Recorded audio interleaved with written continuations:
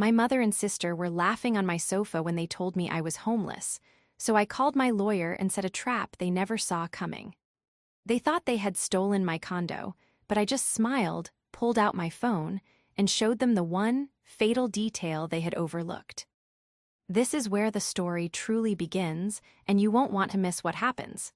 Make sure you're subscribed to see it through to the end. We're always curious. Where in the world are you all watching from today? Let us know in the comments. The flight from the remote drilling site in Western Australia was a 34-hour nightmare of recycled air and screaming children.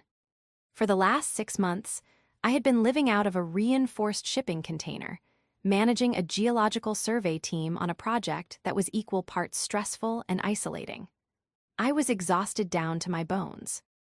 My back ached, my hair was matted with grime and dry shampoo, and all I had thought about for the last 3 days was a hot shower in my own bathroom and collapsing into my own bed. My condo was my sanctuary. I'd bought it, all cash, with the bonus from my first major project. It was the one place on Earth that was entirely mine. I keyed in the code to my building's garage, the familiar beep a welcome sound. I parked my car, or rather the long-term parking service had, keeping it ready for my return, and grabbed my heavy duffel bag. The elevator ride to the 12th floor felt agonizingly slow. I finally reached my door, 12B, and fumbled with the keys, my hands trembling slightly from fatigue. The key slid in but wouldn't turn. I frowned, jiggling it. Nothing. Annoyance pricked at my exhaustion. Had the tumbler seized up from disuse? I tried again, pushing hard. It still wouldn't budge. I was just about to call the building manager when I heard a sound from inside. Laughter. A cold dread, heavier than my exhaustion, settled in my stomach. I was meticulous about my arrangements. No one should be in my home. I pressed my ear to the solid wood, and the laughter came again, clearer this time.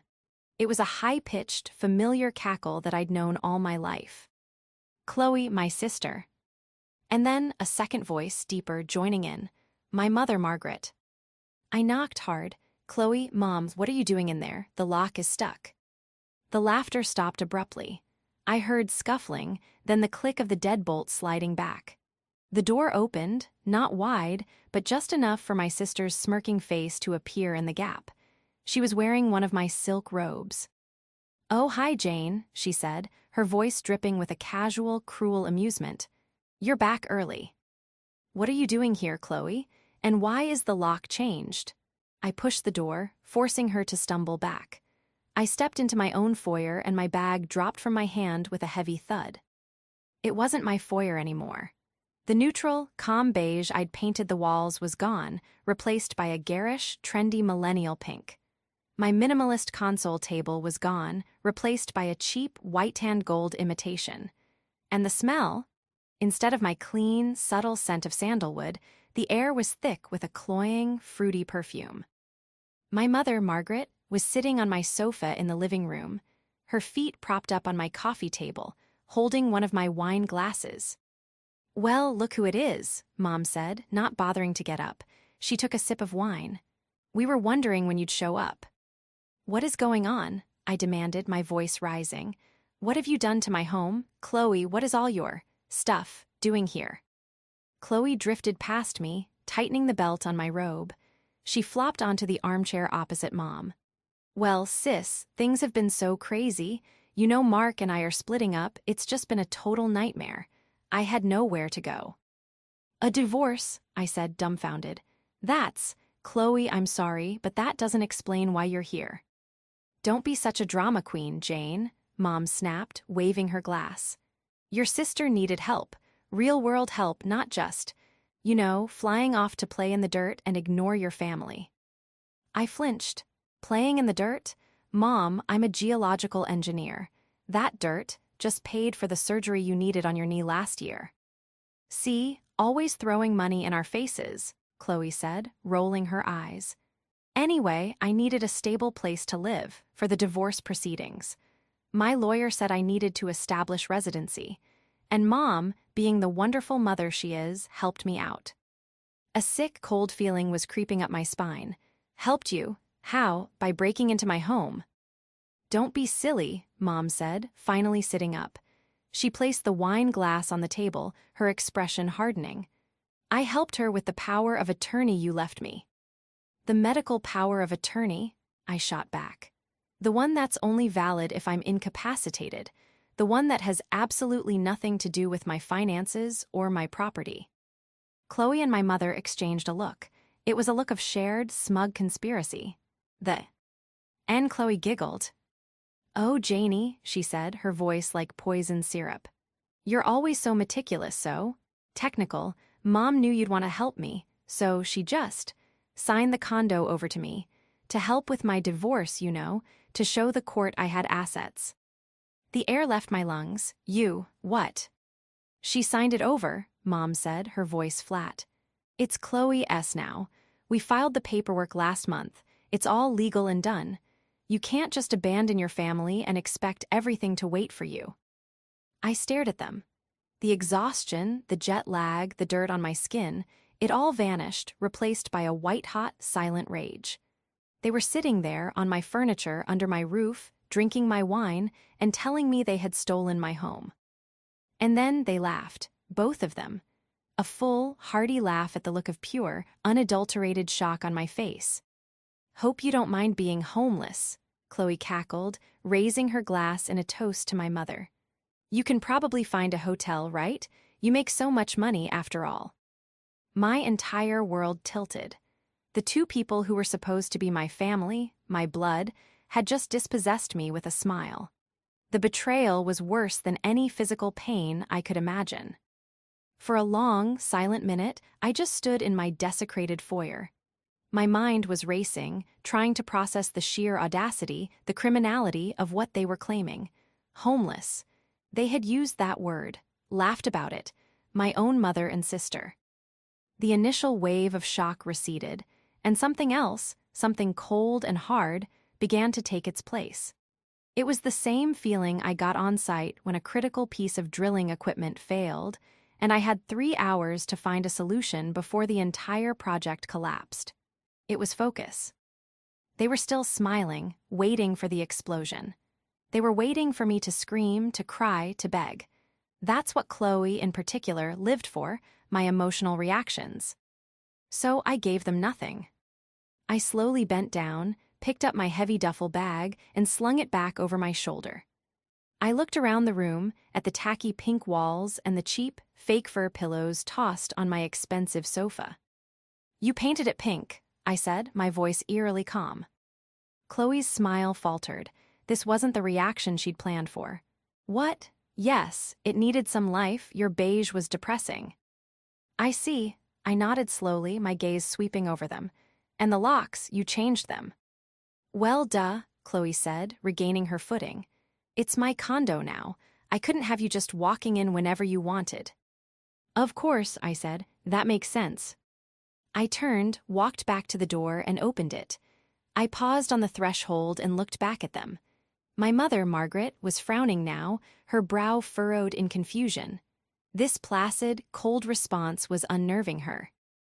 Jane, don't be dramatic, Mom said, her tone shifting toward her familiar, guilt-tripping whine. We can talk about this. Maybe you can stay for a few nights until you find a place. No, that's quite all right, I said, my voice polite. You're right, it's your place now, you should be comfortable. And I walked out, pulling the door closed behind me with a quiet click.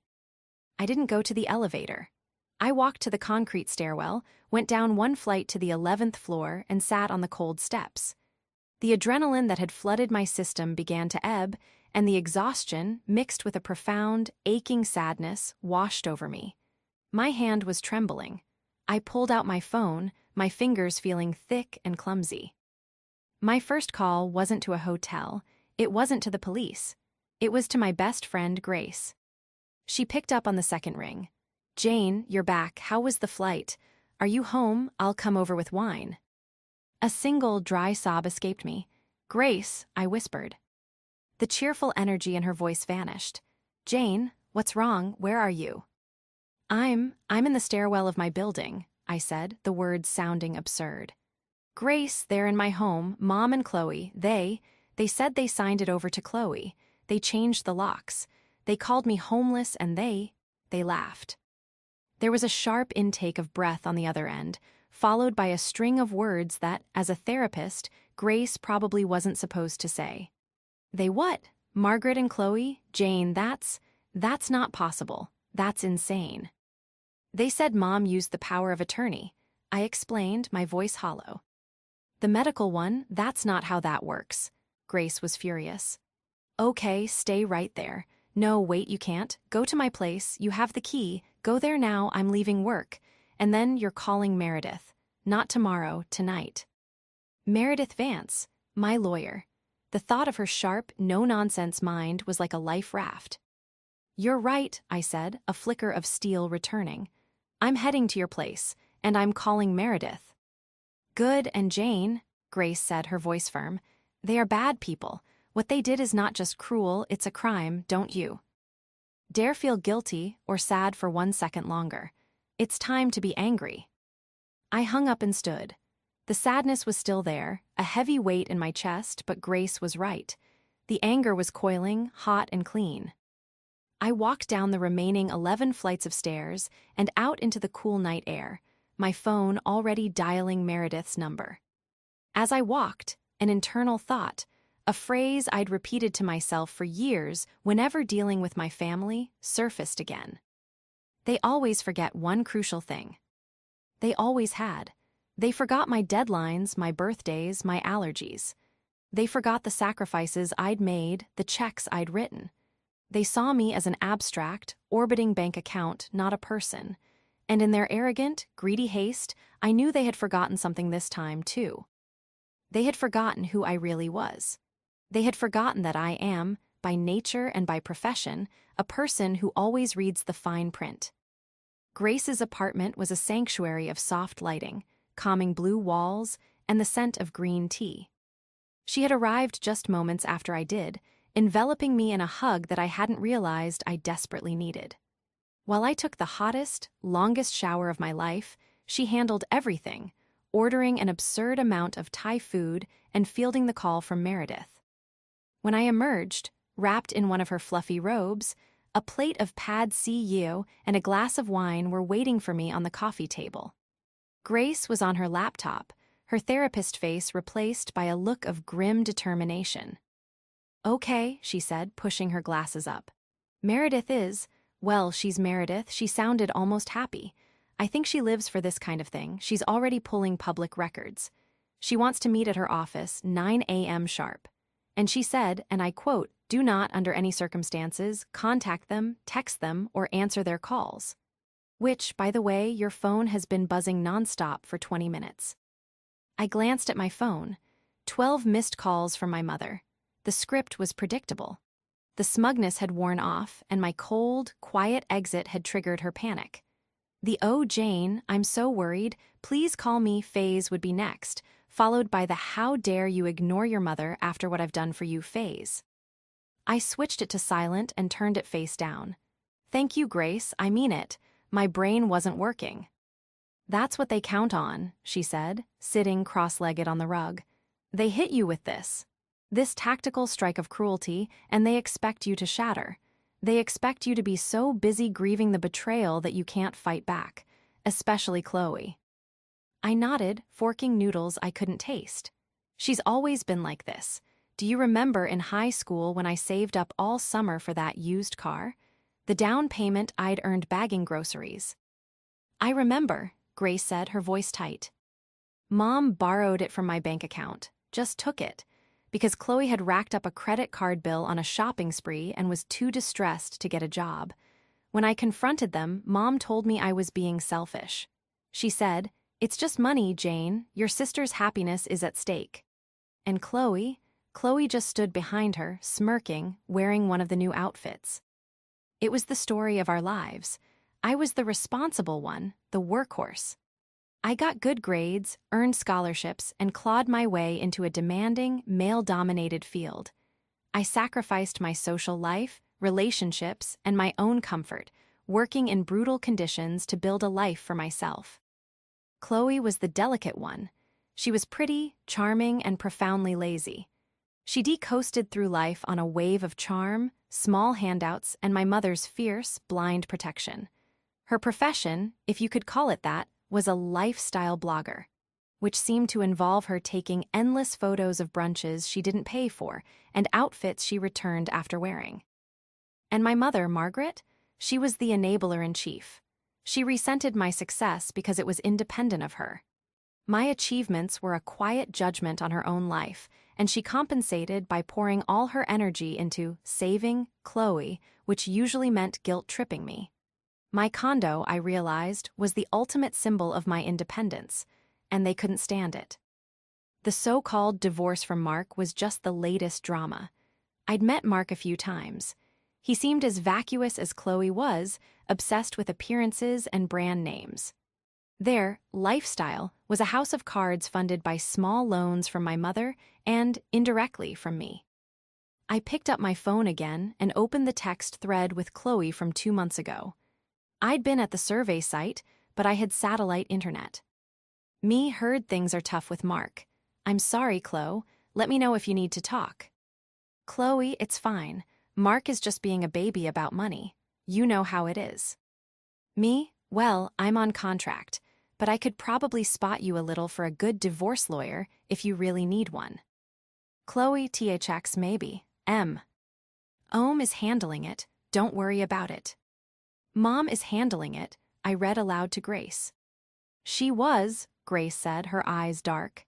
She was handling the forgery. They've been planning this for months, Jane. This wasn't a snap decision. This was a conspiracy. The food turned to ash in my mouth. My own mother, my own sister. They hadn't just seen an opportunity, they had created it. They had waited until I was literally on the other side of the planet, isolated and unreachable, to execute a plan to steal the most valuable thing I owned. That power of attorney, I said, my mind clicking. I signed it at Mom's kitchen table 5 years ago, right before my first big overseas project, the one in the Andes. She pushed it on me. Just in case, honey, what if you get hurt? Who will make decisions for you? I thought she was being caring. She was being strategic, Grace countered. Or maybe Chloe gave her the idea. Either way, they've had that document in a drawer, just waiting. I finished the wine in one long swallow. The exhaustion was back, but it was now laced with a cold, clear-eyed fury. Meredith will know what to do. Yes, she will, Grace said. And so will you.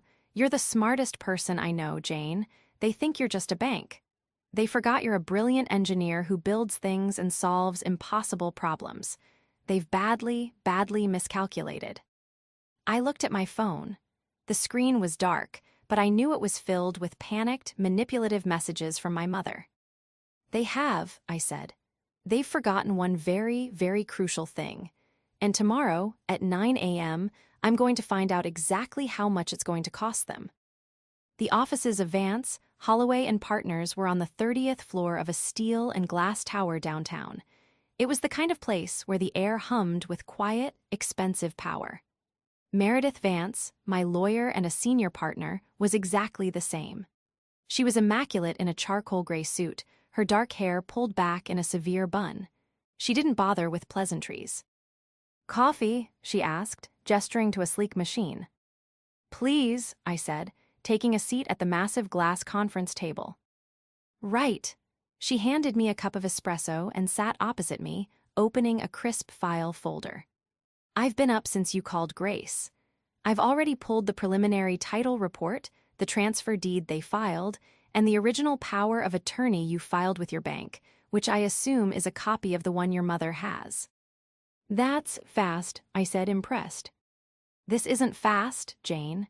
This is furious, Meredith said, a rare, thin smile playing on her lips. What your mother and sister have done is so spectacularly stupid it's almost beautiful. They've committed, by my initial count, at least 3 major felonies: forgery, wire fraud, and conspiracy to commit fraud. It's a trifecta of idiocy. She slid a document across the table. It was a copy of the quitclaim deed filed with the county registrar 6 weeks prior. Signed, it read, Jane Harris, by her agent Margaret Harris. This is the forgery, Meredith explained. The power of attorney you signed is a durable power of attorney for healthcare.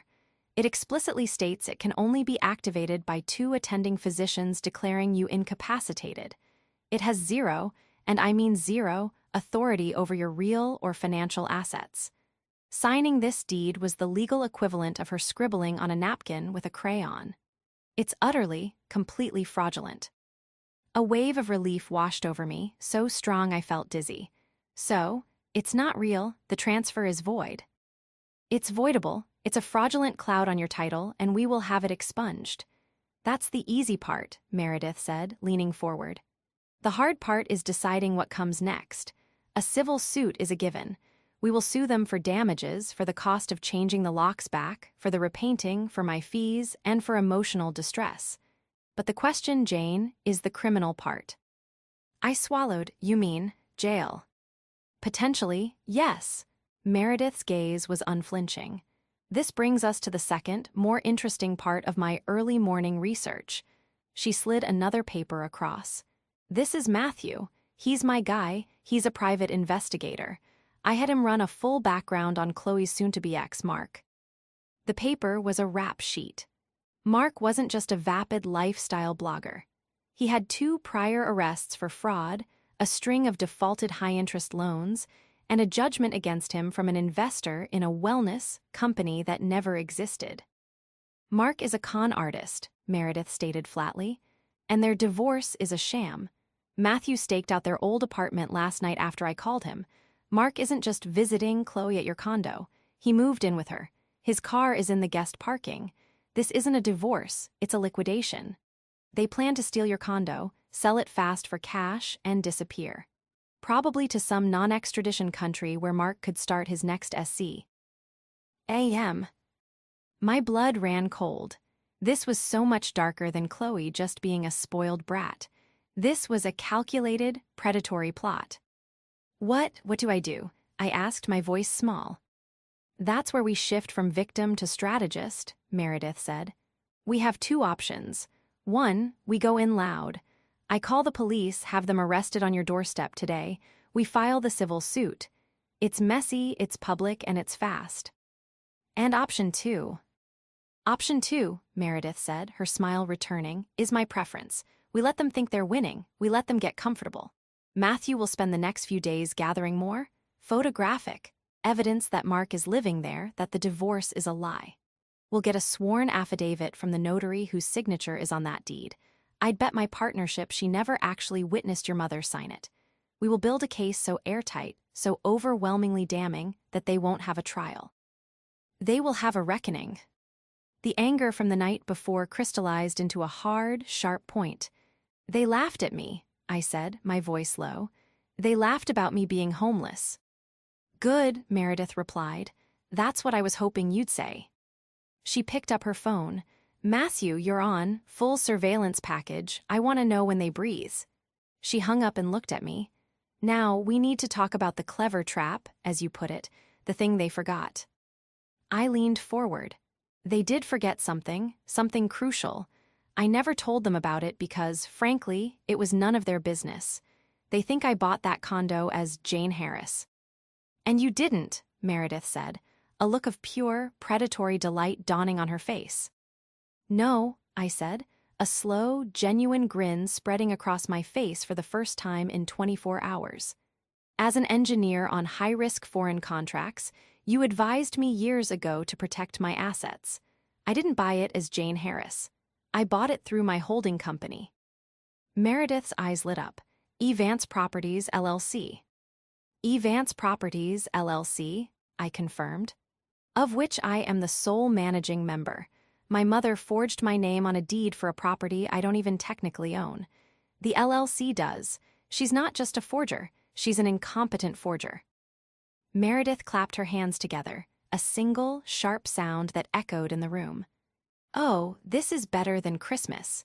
They've forged the wrong name, on the wrong legal entity, using a voided power of attorney, all in service of a criminal conspiracy. Jane, they're not just going to lose. We are going to annihilate them. The next 3 days were a masterclass in patience. I stayed at Grace S., living out of my duffel bag, while Meredith and Matthew built the case. Matthew was a ghost. He produced time-stamped photos of Chloe and Mark kissing on my balcony, of Mark using my garage key fob, of them bringing in groceries together. He even had a recording from a bug he'd placed by their door, capturing a snippet of conversation. "Is she really not calling?" Chloe's voice, sounding nervous. "I told you she'll be fine," Mark's voice, smooth and reassuring. "She's probably just crying in some hotel. She'll give up. What's she going to do, sue her own mother?" You're right. Meredith, meanwhile, had tracked down the notary. As predicted, the notary was a panicked young woman who worked at a mail and parcel shop. She admitted, in a sworn affidavit, that Margaret had come in alone, claimed her daughter was overseas and had forgotten to sign, and that she just needed it notarized for her. The notary, fearing for her job and her license, was now our star witness. My mother's calls had escalated from panic to furious. I had over 30 missed calls and a string of texts that went from "Jane, I'm worried sick, call me," to "I cannot believe the disrespect, you ungrateful child." "It's time," Meredith said on Friday morning, her voice crisp over the phone. "They're comfortable. They're arrogant. Matthew says they have a new, very expensive-looking sofa being delivered this afternoon. I think it's time to disrupt their interior design plans." She had a plan, of course. It wasn't a quiet gotcha. It was a performance. At 2:00 p.m., I stood outside my own condo door. I wasn't alone. Beside me was Meredith, holding a thick leather briefcase. On my other side was a uniformed sheriff's deputy, who Meredith had arranged to keep the peace while we served civil papers. I knocked. This time I didn't wait. I knocked again, louder. "Chloe, Mom, open the door." I heard scuffling and annoyed muttering. The door flew open, and it was Chloe, her hair in a messy bun. Her face, which had been set in an expression of pure annoyance, froze when she saw me. Then it paled when she saw Meredith's suit and the deputy's uniform. What is this?" she stammered. "Hello, Chloe," I said, my voice bright and cold. "We're here to talk. Can we come in?" I didn't wait for an answer. I pushed past her in. Dee walked into the living room. My mother, Margaret, was sitting on the sofa, a new, hideous, crushed velvet thing, with Mark. Mark, the ex-husband, who was in his pajamas at 2 in the afternoon, holding a video game controller. They both shot to their feet. "Jane," my mother shrieked, clutching her chest. "You scared me. What is the meaning of this? Who are these people? You can't just barge in here." "Actually," Meredith said, stepping forward and placing her briefcase on the also new and also ugly coffee table. "She can. This is her property." "It is not," Chloe screeched, finding her voice. "I told you, Jane, it's mine. Mom gave it to me. It's legal. Tell them, Mom." "It's true," Margaret said, puffing up with self-righteousness. "I signed it over. I had the power of attorney. It's all legal. Now, get this. This officer, out of my daughter's home." Mark just stood there, silent, his eyes darting between Meredith and the deputy. He looked like a cornered rat. "Meredith, would you like to handle this?" I asked, crossing my arms. "With pleasure," Meredith said. She opened her briefcase and pulled out the first document. "Margaret Harris, you are being served with a civil complaint." She handed a thick stack of papers to my mother, who just stared at them. "Chloe Harris and Mark Boyd, you are also named defendants." She handed them each a copy. I don't understand," Mom whimpered. "Let me clarify," Meredith said, her voice cutting through the room. "You are being sued for damages related to conspiracy, fraud, and forgery. We are also filing for a temporary restraining order and an emergency eviction. But that's just the civil suit. We're here to talk about the criminal charges." Chloe laughed, a high, thin sound. "Criminal? You're crazy. My mom signed a paper. It's a family matter. You can't." "This," Meredith said, pulling out a second document, "is a copy of the deed you filed. The one Margaret Harris, as agent for Jane Harris, signed." "See, it's legal," Mom said. "And this," Meredith continued, ignoring her and pulling out a third document, "is the actual title deed for this property, pulled from the city registrar this morning." It lists the owner as E. Vance Properties, LLC. She let that hang in the air. Chloe and Mom just stared, their faces blank with confusion. They didn't understand. "What's that?" Chloe asked, narrowing her eyes. "What's E. Vance?"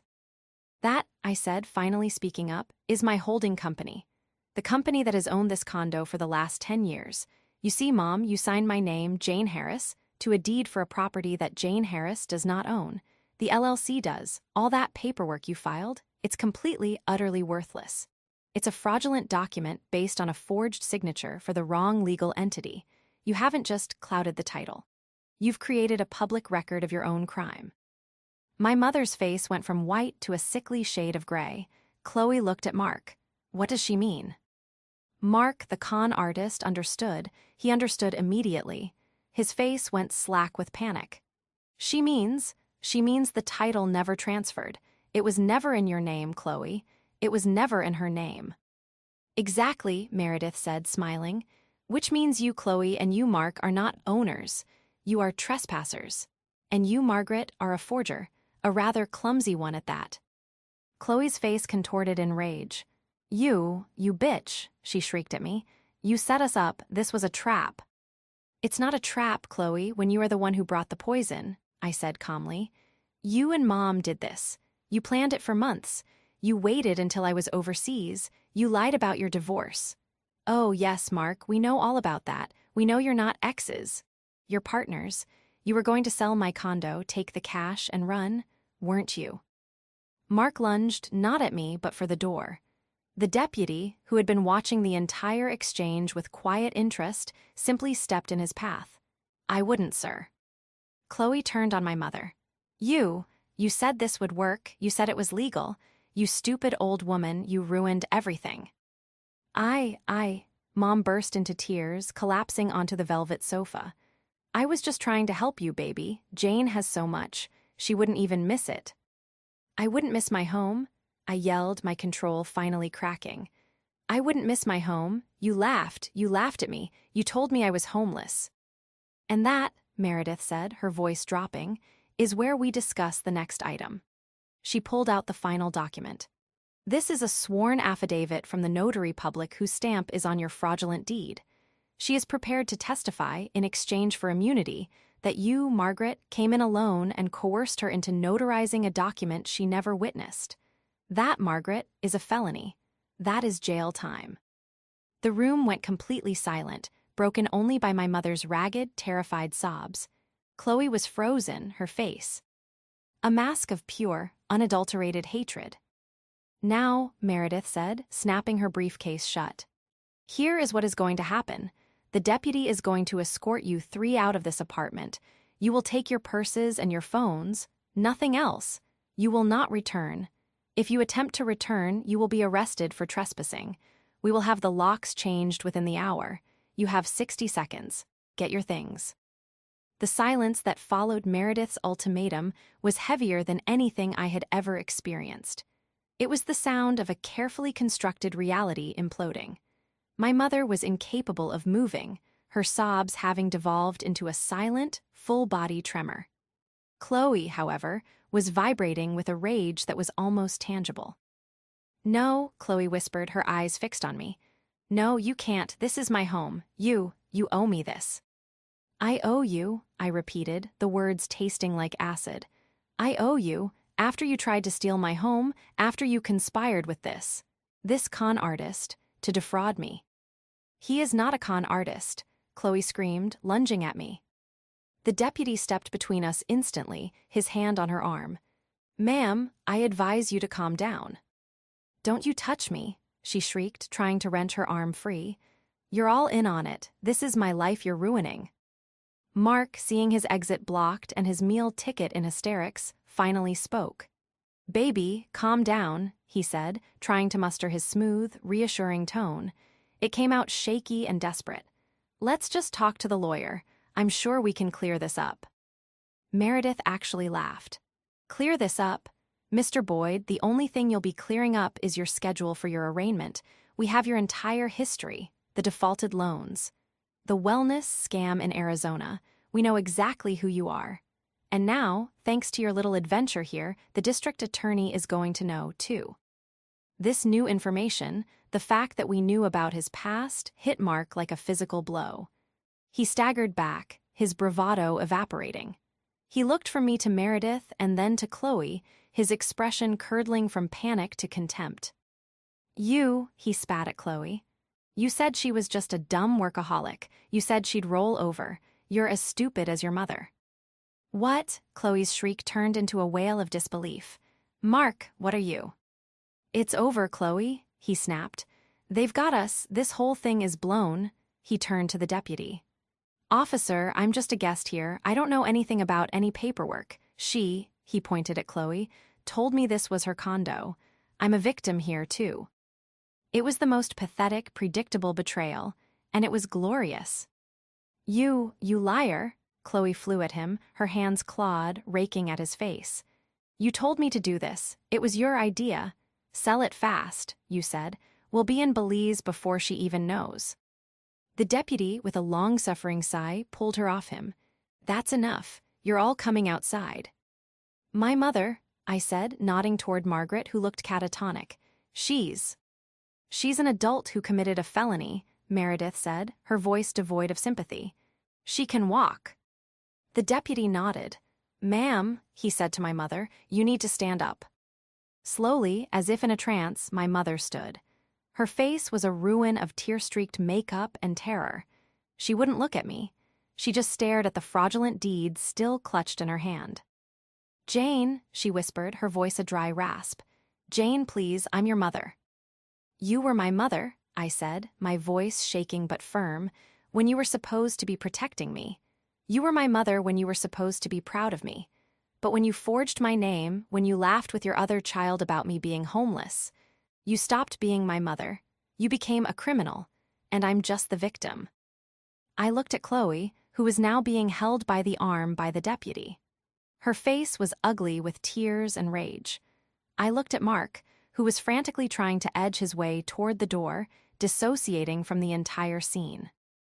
Get them out, I said, turning my back on them.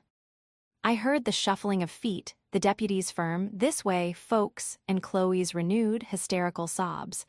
I heard my mother's pathetic whimper, my purse. I need my purse. I walked to my living room window and looked out over the city. I didn't watch them go. I listened. I listened to the sound of the apartment door opening, the sound of them being escorted into the hallway, and the final, beautiful, heavy click of the door being closed, leaving me alone in the silence. The apartment was a disaster. The pink walls were an assault. The velvet sofa was an abomination, but it was my apartment. The silence was broken by my phone ringing. It was Meredith. I picked it up. They're on their way down, she said. A locksmith is on his way up, and I have one more present for you. More, I said, sinking down onto my awful new sofa. Oh, yes, I had Matthew do a little more digging while we're waiting. Remember how Chloe said she needed the condo for her divorce? And we found out it was a lie. They were just going to sell it. Yes, Meredith said, satisfaction purring in her voice. But I wondered why they needed the cash so fast. It turns out Mark's wellness scam victims in Arizona weren't just suing. They filed a criminal complaint. There's a warrant out for his arrest in Maricopa County. I sat bolt upright. A warrant, you mean? I mean, I may have anonymously tipped off the local police precinct as to Mr. Boyd's current whereabouts. I imagine they'll be waiting for him in the lobby. I suspect this will make him very cooperative in testifying against Chloe and Margaret to save his own skin. I was speechless. And Chloe, Meredith continued, her credit card, the one she's been lifestyle blogging with, it's a joint card, with Mark, the one he's been funding with his investments. With his arrest, that account will be frozen by the end of the day.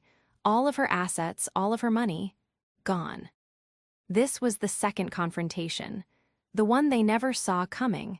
It wasn't just an eviction, it was a total, systemic dismantling of their lives. The spell wasn't just broken, it was shattered. They hadn't just lost my condo. They had lost everything. Meredith, I said, you are terrifying. I am, she replied cheerfully. The locksmith is at your door. I'll see you Monday to file the final reports. Try and have a good weekend, Jane. You've earned it. The days that followed were a blur of logistics and legal adrenaline. The locksmith changed the locks, installing a high-security system that was probably overkill, but it made me feel safe. Grace organized a painting party, and we spent the entire weekend covering the hideous pink walls with a warm, serene ivory. We hauled the velvet sofa and cheap, gold-legged tables to the curb. It was a cleansing, a reclamation of my space. Meredith's predictions, as always, were flawless. Mark Boyd was arrested in the lobby. Faced with an Arizona warrant and our mountain of evidence, he sang like a canary. He gave a full, detailed confession, painting Chloe as the greedy, manipulative mastermind and Margaret as the willing, spiteful accomplice. He admitted the entire plot was to sell the condo, split the cash, and flee the country. The district attorney, armed with Mark's testimony, the notary's affidavit, and the sheer, breathtaking stupidity of the fraudulent deed, moved fast. Margaret and Chloe were formally charged. The climax wasn't a public showdown at a family dinner. It was something far more sterile and, in its own way, far more brutal. A pretrial mediation hearing in a soulless conference room at the county courthouse. It was the first time I'd seen them since the deputy escorted them from my home. I was flanked by Meredith. They were across the table, each with their own beleaguered court-appointed public defender. They looked diminished. Chloe, stripped of her trendy clothes and makeup, looked sallow and thin, her eyes red-rimmed and darting. My mother, Margaret, looked like a woman who had aged 20 years in 2 weeks. She was crumpled, gray, and terrified. Ms. Harris, the mediator began, a tired-looking man in a rumpled suit. My understanding is the district attorney's office has offered your family a plea agreement, conditional on your full cooperation and satisfaction. That's correct, Meredith said, sliding a document across the table. It's very simple. In exchange for pleading guilty to the felony charges, conspiracy to commit fraud for Chloe, forgery for Margaret, the DA is offering 5 years probation, 1,000 hours of community service, and full, court-ordered restitution. Chloe's lawyer, a young man who looked exhausted, sighed. Restitution for what exactly? The condo was never successfully transferred. There were no actual financial damages. Meredith smiled. It was not a nice smile. Restitution, she said, for Ms. Harris's legal fees, which are substantial. Restitution for the cost of the locksmith, the painters, and the replacement of the furniture you disposed of. Restitution for the 2 weeks of wages she lost having to deal with this instead of returning to her duties. And, she added, restitution for the security deposit on the low-income apartment your clients are now presumably sharing. We're also requiring the immediate, permanent signing of a restraining order. They are to never come within 500 feet of my client, her home, or her place of work again. Chloe finally looked at me, her eyes brimming with a venomous, self-pitying hatred. You're doing this, she hissed, her voice hoarse. You're sending your own mother to jail. It's probation, Chloe, I said, my voice as calm and steady as the bedrock I studied. You're not going to jail, though you deserve it. You're getting a felony record, a record that will follow you, a record that will make it very diffy. Cult to get a lease or a loan or a job. You're getting the consequences, something you've avoided your entire life. But what are we supposed to do? Margaret suddenly wailed, her first words of the day. We have no money, Mark is gone, Chloe's accounts are frozen, we're homeless, I supplied, my voice quiet. Is that the word you're looking for? My mother flinched as if I had struck her. The mediator cleared his throat, looking down at his papers. You laughed, Mom, I said, leaning forward. You sat on my sofa in my home and you laughed at the idea of me being homeless. You did this. You stood by for 30 years and watched her take and take and take from me, and you encouraged it. You signed your name to a lie. This isn't a family matter. This is a crime. I stood up. Meredith, I'm done here. Wait, Chloe's lawyer said, panicked. If she doesn't sign off on the deal. The DA's alternative, Meredith said brightly, is to proceed to a full criminal trial. Given Mr. Boyd's confession, we are very, very confident of the outcome. And at that point, probation is off the table. We will be asking for the maximum sentence. 18 months in state prison, for both of them. Chloe's head snapped up. No. Margaret just dissolved, her head hitting the table with a dull thud, her body shaking with silent, terrified sobs. Chloe stared at her mother, then at me. The hatred in her eyes was warring with a desperate, animalistic panic. She knew she was beaten. She knew her enabler was broken. She was, for the first time in her life, completely and totally alone. "Sign the deal, Chloe," I said. "Sign it, and I never ever have to see you again." Her hand was shaking so badly she could barely hold the pen, but she picked it up. She looked at her mother, who was incapable of doing anything. Chloe grabbed the paper, her movements jerky, and scribbled her name. Then she shoved the pen at her mother. "Sign it, Mom," she hissed, her voice a venomous whisper. "Sign it, you useless old. Just sign it." My mother, her hand guided by her weeping daughter, shakily signed her name. It was done. There was no triumphant speech. There was just the quiet scratch of a pen, sealing their fate.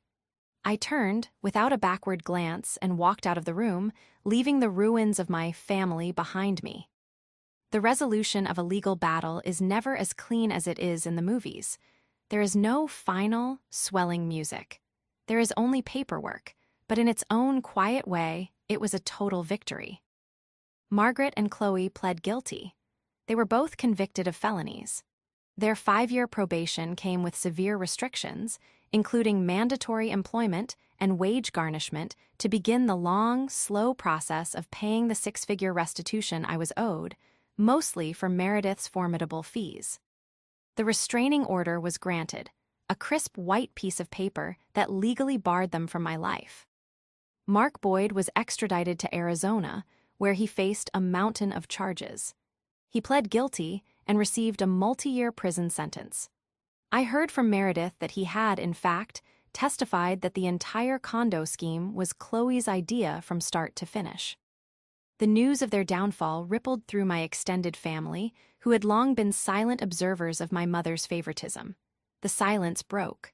I received calls from aunts and cousins, apologizing for not stepping in sooner, for always letting Margaret get away with it.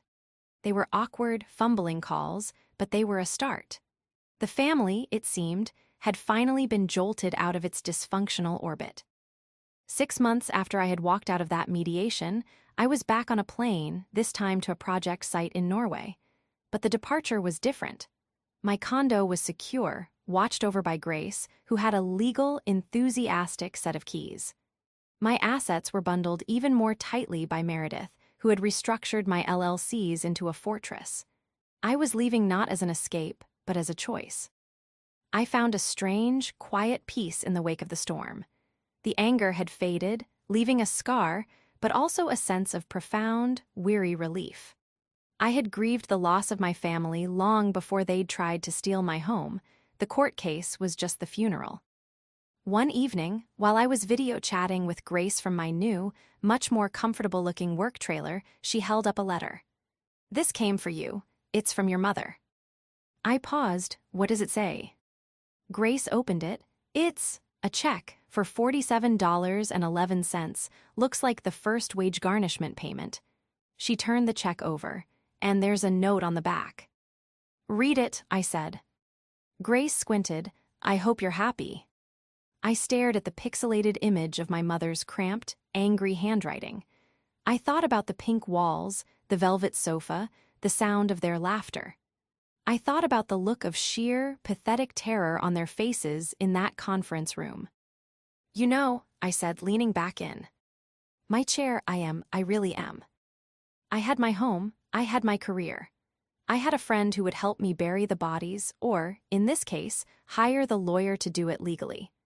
My family had tried to take the one thing I had built for myself, and in doing so, they had only succeeded in proving how strong my foundations truly were. I had faced the betrayal, I had set the trap, and I had, finally, won.